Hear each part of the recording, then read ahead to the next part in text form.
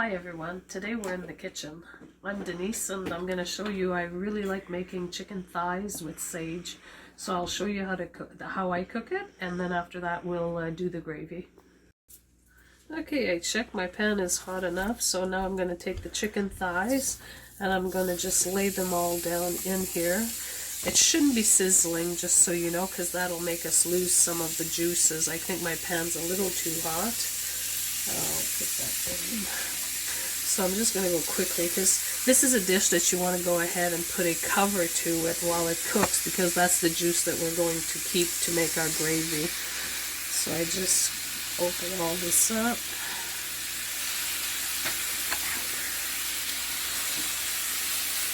And I'll put one more in. And there you go. And I'm going to cover it right now so that I can keep the steam inside to create some juices for our gravy. My pan was too hot, so remember to not have your pan too hot. I'd add normally the spices and the right now, but I'll come back to that.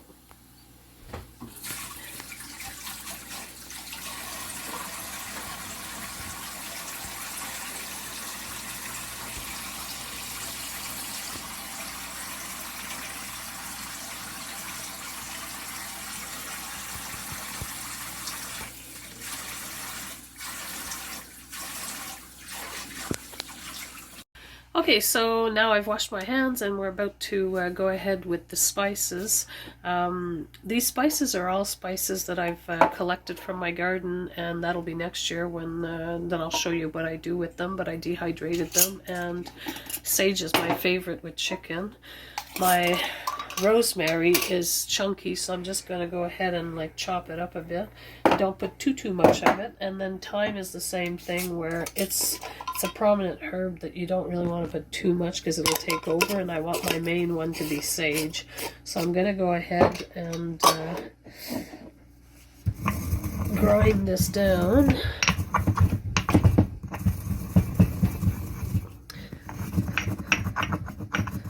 Alright, so here I'm going to open my chicken and see all the juices that are starting to accumulate. I'm going to just be generous with the sage.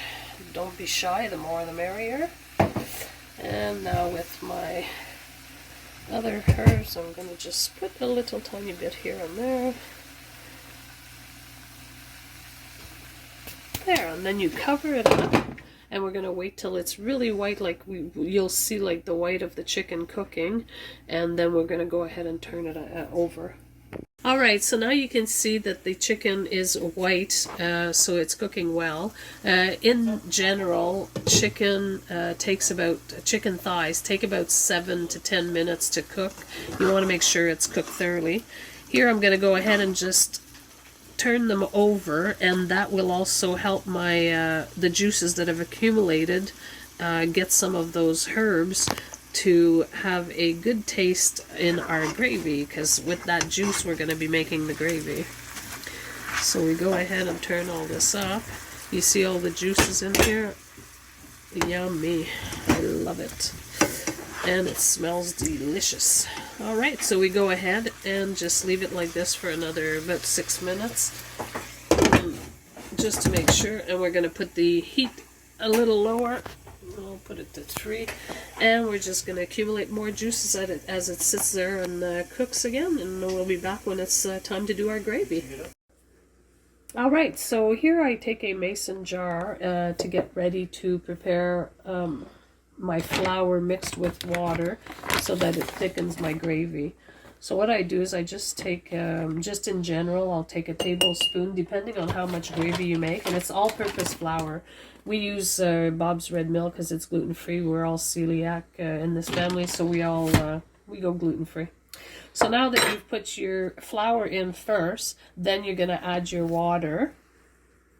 And it depends how much you want. Like there's no measurements to this. I always just I eyeball it.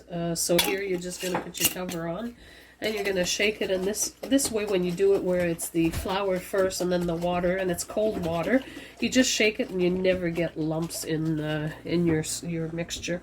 So this is ready now, and we'll be back for the pot to do the gravy.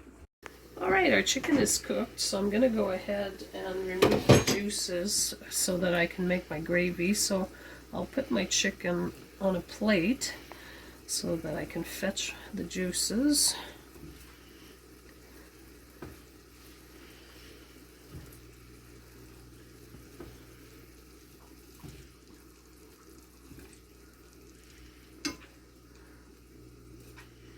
And any of the chicken bits that's left in there, it's no worries. We're going to be straining it all later. So now I'm just going to go ahead and put this in my gravy pot, or the pot that I will use.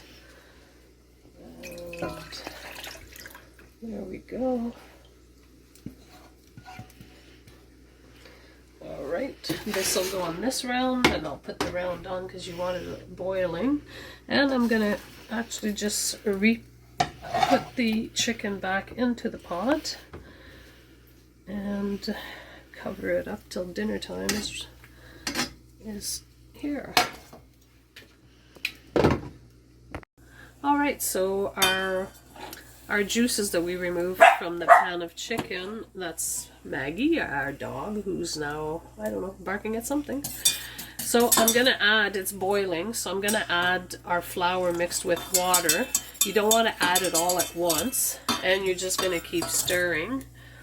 And all we're going to do is keep stirring until it thickens to the thickness that you like.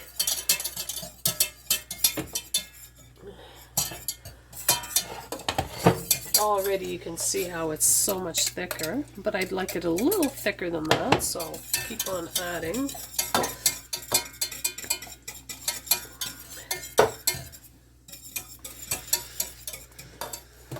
And that's thick enough for me. It's even a little too thick, but it'll do.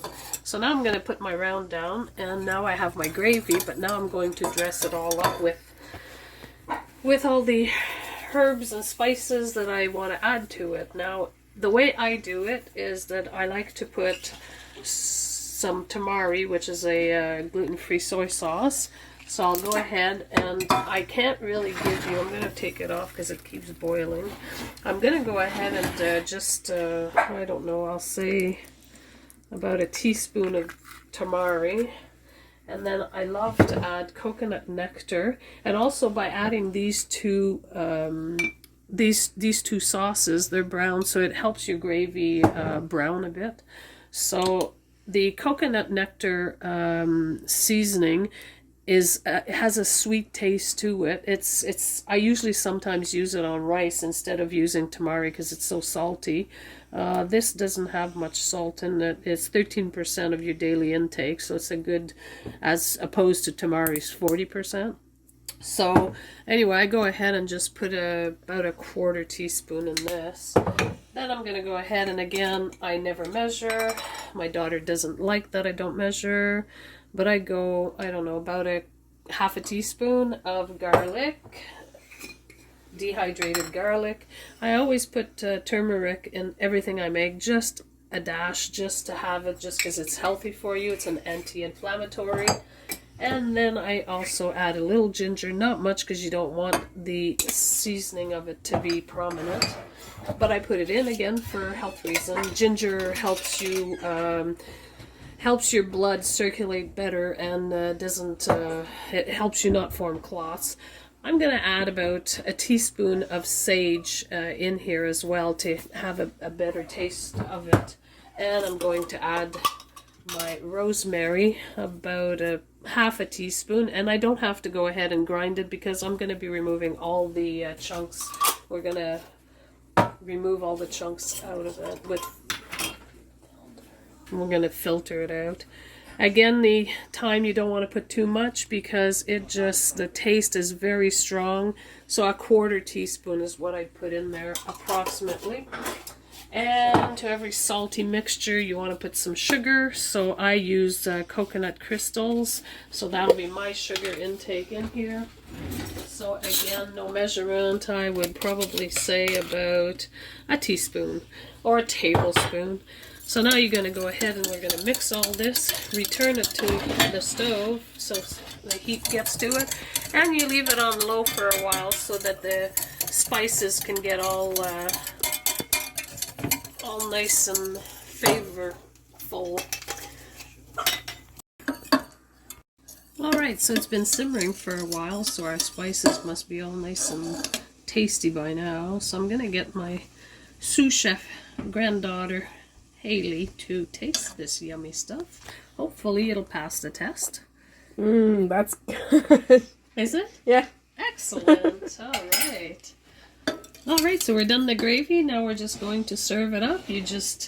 Here's your lovely chicken that has been simmering. You can even use the juices to add to your gravy if you want, but your sage chicken is ready to be served. Enjoy.